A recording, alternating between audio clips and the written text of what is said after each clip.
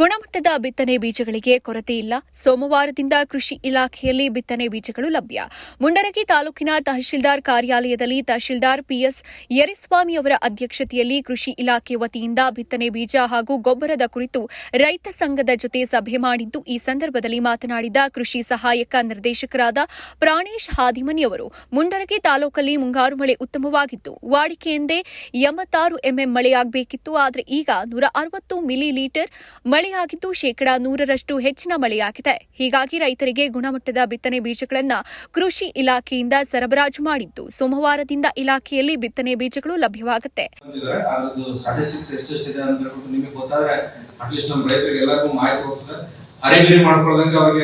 Confident ಇರ್ತದೆ, ನನಗೆ ಬೀಜ ಸಿಗ್ತದೆ ಅಂತ. ಇಲ್ಲಾಂದ್ರೆ ಶಾರ್ಟ್ ಫಾಲ್ ಆಯ್ತು ಅಂತಂದ್ರೆ ಸಾಕು, ಎಲ್ಲರೂ ಕಾಂಪಿಟೇಷನ್ ಶುರು ಆಗ್ಬಿಡ್ತದೆ. ನಾನು ಮುಂದೆ ಹೋಗ್ಬೇಕು ಅಂತ. ಆ ತರದ್ ಏನೂ ಇಲ್ಲ. ಸಫಿಷಿಯಂಟ್ ಆಗಿ ಗೊಬ್ಬರ ಬೀಜ ಒದಗಿಸ್ಕೊಡ್ತೇವೆ ಅಂತ ಹೇಳ್ಬಿಟ್ಟು ಹೇಳ್ತಿದ್ದಾರೆ. ಅದ್ರ ಸ್ವಲ್ಪ ಅಂಕೆ ಸಂಖ್ಯೆಗಳು ನಿಮ್ಗೂ ಕೊಡ್ತಾರೆ. ನಮ್ಗೆ ಈಗ ಯಾಜ್ ಆಫ್ ನಾವು ಡಿಮ್ಯಾಂಡ್ ಮಾಡಿರ್ತಾರೆ, ಎಷ್ಟೆಷ್ಟು ವಾರ್ಷಿಕವಾಗಿ ನಮ್ಗೆ ಎಷ್ಟು ಕ್ರಾಪ್ಗೆ ನಮ್ಮ ರೈತರು ಬೆಳೀತಾರೆ, ಎಷ್ಟು ಹೆಕ್ಟರ್ ನಲ್ಲಿ ನಾವು ಅದನ್ನೆಲ್ಲ ಬೆಳಿತೀವಿ ಅಂತ ಹೇಳ್ಬಿಟ್ಟು ಅದೇ ಪ್ರಕಾರ ಅವರ ಡಿಮ್ಯಾಂಡ್ಗೂ ಮತ್ತೆ ಈಗ ಆಲ್ರೆಡಿ ನಮ್ಗೆ ಸಪ್ಲೈಗೂ ಎಷ್ಟೆಷ್ಟಾಗಿದೆ ಅಂತ ನಿಮ್ಗೆ ಒಂದು ಸ್ವಲ್ಪ ಸ್ಟಾಟಿಸ್ಟಿಕ್ಸ್ ಹೇಳ್ತಾರೆ. ಈ ಬಾರಿ ತಾಲೂಕಲ್ಲಿ 51,360 ಹೆಕ್ಟೇರ್ ಭೂಮಿ ಬಿತ್ತನೆ ಗುರಿಯನ್ನ ಹೊಂದಿದ್ದು, ಈಗಾಗಲೇ ಇಲಾಖೆ ಎಲ್ಲ ಸಿದ್ಧತೆಯನ್ನ ಮಾಡಿಕೊಂಡಿದ್ದು, ರೈತರು ಬಿತ್ತನೆ ಮಾಡುವ ವೇಳೆ ಡಿಎಪಿ ಗೊಬ್ಬರದ ಬದಲಾಗಿ ಕಾಂಪ್ಲೆಕ್ಸ್ ಗೊಬ್ಬರ ಬಳಕೆ ಮಾಡಿ ಹೆಚ್ಚಿನ ಇಳುವರಿ ಪಡೆದುಕೊಂಡು ಮಣ್ಣಿಗೆ ಫಲವತ್ತತೆ ನೀಡಬೇಕಾಗಿದೆ. ಎಲ್ಲಾ ರೈತರು ಕಾಂಪ್ಲೆಕ್ಸ್ ಬಳಕೆ ಮಾಡಬೇಕು. ಜೊತೆಗೆ ರೈತರಿಗೆ ಒಂದು ಮುಂಜಾಗ್ರತೆ, ಯಾರೂ ಕೂಡ ಬೀಜಗಳನ್ನ ಖರೀದಿ ಮಾಡಬಾರದು. ಅನಧಿಕೃತ ಮಾರಾಟಗಾರರ ಹತ್ತಿರ ಬೀಜಗಳನ್ನ ಖರೀದಿಸದೆ ಅಧಿಕೃತ ಮಾರಾಟಗಾರರ ಹತ್ತಿರ ಬಿಲ್ ಜೊತೆ ಬೀಜ ಖರೀದಿ ಮಾಡಬೇಕು. ಹಾಗೆ ರೈತ ಸಂಪರ್ಕ ಕೇಂದ್ರಗಳಲ್ಲಿ ಎಲ್ಲಾ ಬಿತ್ತನೆ ಬೀಜಗಳ ಎಂಆರ್ಪಿ ದರವನ್ನ ಹೆಚ್ಚಿಸಲಾಗಿತ್ತು. ಹೆಚ್ಚಿನ ಬೆಲೆ ನೀಡಬಾರದು ಅಂತ ರೈತರಲ್ಲಿ ಕೇಳಿಕೊಂಡ್ರು. ಈ ಸಂದರ್ಭದಲ್ಲಿ ರೈತ ಸಂಘದ ಎಲ್ಲ ಮುಖಂಡರು ಹಾಗೂ ತೋಟಗಾರಿಕೆ ಇಲಾಖೆ ನಿರ್ದೇಶಕರು, ವಿವಿಧ ಅಧಿಕಾರಿಗಳು ಉಪಸ್ಥಿತರಿದ್ದರು.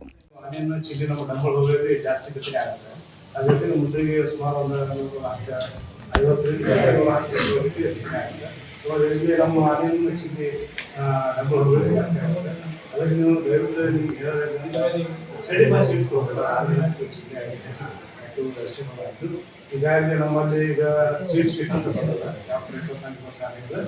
ದಯವಿಟ್ಟು ಎಲ್ಲರೂ ಹೊಂದಿರತಕ್ಕಂಥ ರೈತರು ನೀವು ಅರ್ಜಿ ಕೊಟ್ಬಿಟ್ಟು ನೀವು ಬರಬೇಕು. ಆಮೇಲೆ ಮೇಲಾಗಿ ಕಂಪ್ನಿ ಹಲವಾರು ಅವನ್ನೆಲ್ಲ ಸರ್ಟಿಫೈಡ್ ಮತ್ತು ಬಿಲ್ ತಗೋಬೇಕಾಗುತ್ತೆ.